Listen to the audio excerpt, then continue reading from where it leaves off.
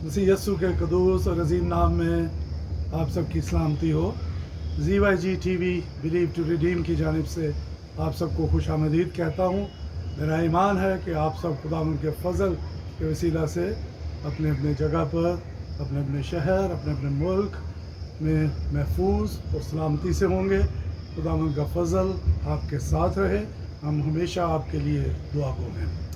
मेरे अजीज़ों, जैसा कि आने वाले 2-3 रोज़ में आप एक इवेंट या एक त्यौहार जो मुस्लिम बरादरी मनाने को है, जिसे ईद उल अज़हा कहा जाता है, कुर्बानी की ईद कहा जाता है, उस हवाले से बाइबल मुक़द्दस में से एक हवाला आपके साथ शेयर करूंगा।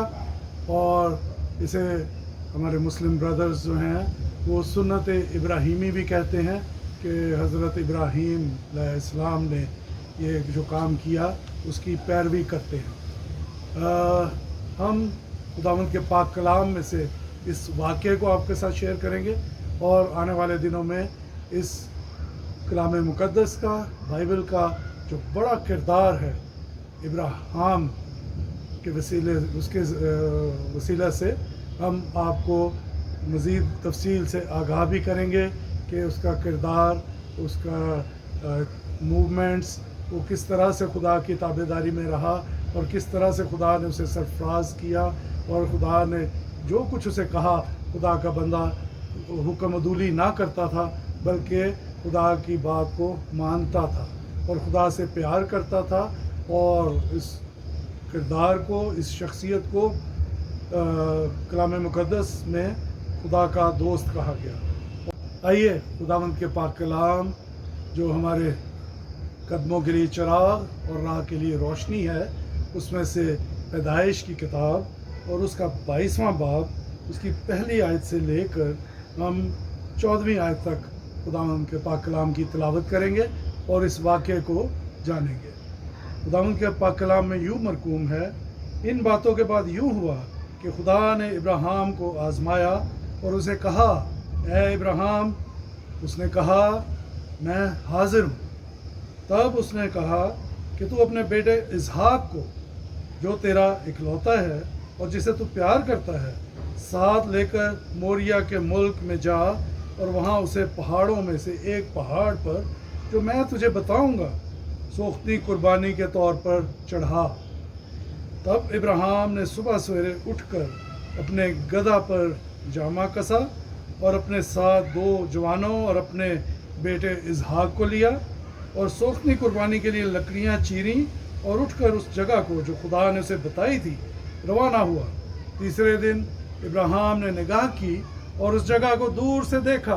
तब इब्राहीम ने अपने जवानों से कहा, तुम यही गधे के पास ठहरो और मैं और ये लड़का दोनों ज़रा वहाँ तक जाते हैं और सजदा करके फिर तुम्हारे पास लौट आएंगे। और इब्राहीम ने सोख्ती कुर्बानी की लकड़ियाँ लेकर अपने बेटे इसहाक पर रखी और आग और छुरी अपने हाथ में ली और दोनों इकट्ठे रवाना हुए।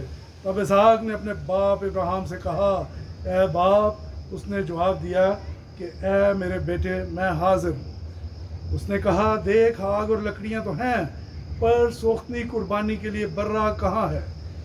इब्राहीम ने कहा, ए मेरे बेटे, खुदा आप ही अपने वास्ते सोख्ती कुर्बानी के लिए बर्रा मुहैया करेगा।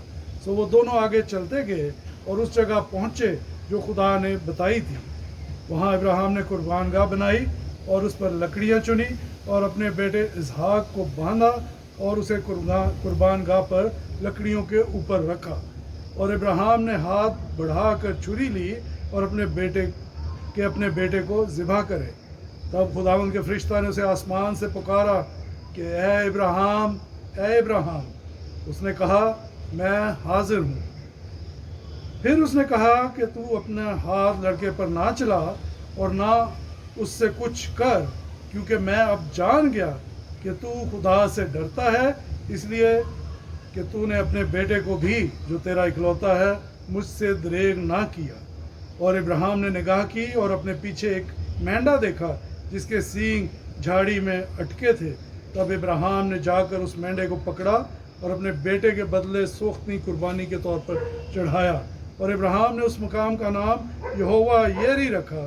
چنانچہ آج تک یہ کہاوت ہے کہ خداوند کے پہاڑ پر مہیا کیا جائے گا۔ خداوند کے پاک کلام کے پڑھے اور اس کے سنے جانے پر اس کی برکت ہو۔ آمین۔